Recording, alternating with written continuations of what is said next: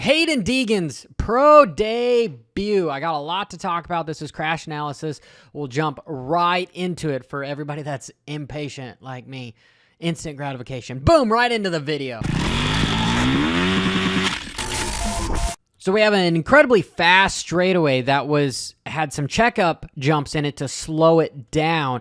Remember, Wilson was able to do this in maybe it was this particular section of the track where you were able to use a smaller bump checkup to double over the larger, basically wall that they have as far as to slow the riders down for the straightaway. But what some guys are able to do is they're able to preload off the first one, kind of blip the throttle and make it into a double, which is incredibly fast, but also incredibly risky and sketchy. And we saw even some of the best riders, the ultimate winner in Ironman is Jet Lawrence. He decides to not even bother with it. Both him and Voland and many others decide to kind of just check up and wheelie into the face and just go about their day. And they still were able to go incredibly fast. And then we have Hayden Deegan just going out swinging, keeping it WFO, and it bites him in the ass. Literally bites him in the ass.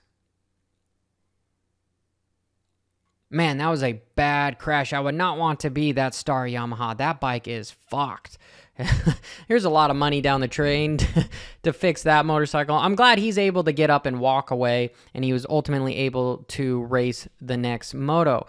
But there's a lot to unpack here, so let's just talk about technically what went wrong, and then I'm going to go a little bit more into mentally what went wrong. Yeah, that's not normally what you see in a crash analysis, but, bear with me. We're going to go unfiltered here. So, we've got Deegan. He's absolutely going for it. How would a rider do this? He's not the tallest rider here, okay? So his leverage, he doesn't have as much leverage as somebody like an AC or a Sexton or maybe even a Dino, okay? So what is he doing on the motorcycle? Boom. You can see him compressing. Why is he compressing? Because he knows the just sheer horsepower of that factory bike is not enough to get him over the obstacle, over this double that wasn't actually meant to be a double. It was supposed to be meant to be a checkup jump to slow you down so you could just wheelie into the face of it. But no, he's trying to do something that only a professional, talented rider can do. So he's compressing to add to the leverage with the bounce, with blipping the throttle and the suspension, right? He's trying to use it into a pogo stick. So here you can see him unloading, right? He's unloading. He's jumping up on the motorcycle to release that spring along with blipping the throttle, because when he's got the throttle on, the motorcycle is compressing down. But as soon as you let off, then the suspension is free. You're off the brakes, the suspension is free, and then you can grab that gas a little bit while pushing down and going up at the same time. It all happens incredibly quickly, so your timing has to be perfect. And in this instant, his timing was not perfect, but you can still see what he's going for here. So boom, see that spring? Legs are completely straight. He's now blipped the throttle. He's in the full motion to actually clear the obstacle. And he comes up short. That factory suspension soaks it up well with the stiff front end, and the rear end, boom, is actually fairly soaking it up. If he was a taller rider, if he was maybe 6 inches taller, I bet he would have gotten away with this.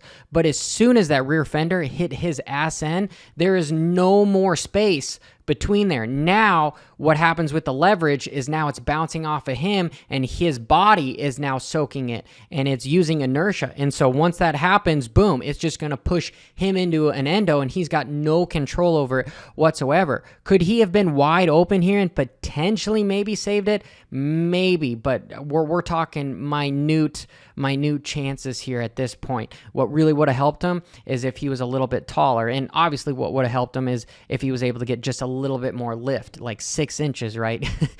I'm joking here. All it takes is just 6 more inches. But he got the short end of the stick, and it just bit him in the ass, literally. And horrible crash. But like I said, now that you know what happened, now let's unpack mentally what's kind of going through here. Here's a rider that is the shit in the sport, right? Now he's racing his first professional race. Do you think that there's any expectations there? Oh, F and A. Abso-F-and-lutely. There's expectations there. Maybe even the group around him probably is telling him, no expectations. You're just riding. You're getting your feet wet. This is all you need to do. But this is a kid that's used to being the shit, used to winning all the time, and it probably being fairly easy for him, right? If I'm just being honest, yeah, I think in the amateurs, potentially he had it a little bit easy, right? Not saying that he's not a hard worker. I'm just saying that things were easier for him. You look at Anderson, you look at Carmichael, you look at AC, you look at Barsha. There's so many riders, Stewart, that had it fairly easy. And this is sort of where I'm coming from, is where the heck was his circle? Saying that this was a good idea to have your debut at the end of the series. I've had factory mechanics on board on my show talk about the testing is what makes these riders so good. So if you have the entire field that has been testing for 10 races and you're supposed to just show up and have a kid that's maybe been testing for 3 weeks or whatever, who knows, I'm just throwing time out there. It's it's not going to work out. Even if you are the best rider in the world, it's not going to work out. So there's multiple things that are against this kid right off the bat. The pressure, the fans, the testing time. Like, why didn't this kid decide to race until next year? Pro debut next year, whether it's Supercross or motocross, you start off on a level playing field with everybody. Come on, this is where those mental coaches come in.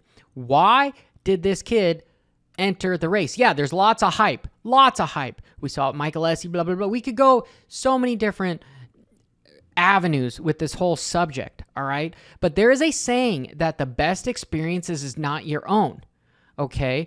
And what I mean by that is when somebody, I'm just going to use Thomas Edison. Thomas Edison spent however long, 1,000 times trying to figure out how to make an effing light bulb. Why should you decide to try to make a light bulb without reviewing how he did it, right? Because you're just going to waste your time.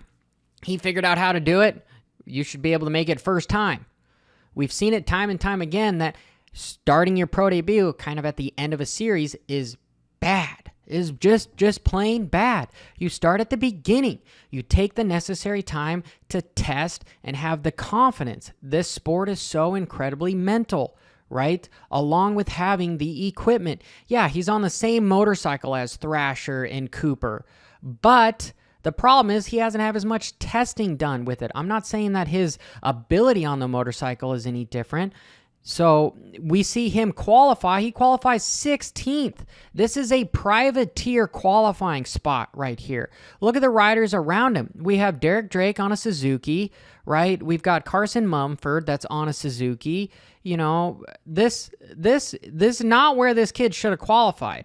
He's 4 seconds off of his teammate Justin Cooper on the same effing motorcycle. Right? From just looking at these times, you're saying, okay, this rider's not as talented as this rider. This is the dude that's up and coming that I believe is going to win some championships, right? But he needs good grooming, okay?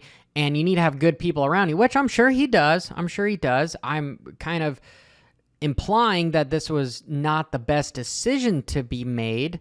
And so far, the results have shown exactly that. If you watched my live stream, what did I say in my freaking live stream? I said anything underneath a 10th is bad for Hayden. Just publicly, PR-wise, this guy has a microscope on everything that he does. You better make sure that you're prepared to come out at least to be getting the whole shot and racing up front for a little bit, showing some of the raw speed here. Okay, and how did he end up finishing? 31st. Lots of bad luck with the 34th, 24th. Didn't make any points. This is almost where you have a 250B rider. The only one that another digression. Ryan Dungey was able to come from 250B and then turn it into what it is.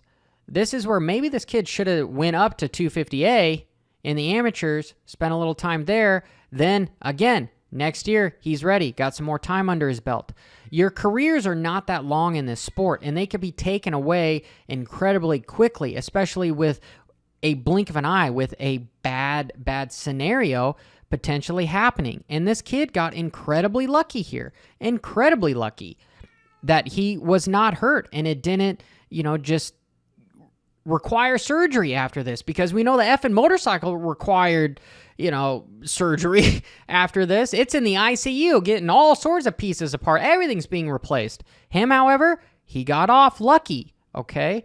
This is maybe where Supercross tried this too, where you have to be 18 to race professionally. I don't know if that's such a bad idea. Yeah, I'll probably get some pushback for that, but having minors that, I don't see it being healthy mentally, physically. Anyway, I'm done with it. I've done the analysis. You let me know in the comments below what you think. There's a lot to digest here. So this is Johnny F. and Hopper. Till next time, keep it WFO to this channel. Like, subscribe. I'm giving away a jersey, all sorts of shit. So, bro, da da da da.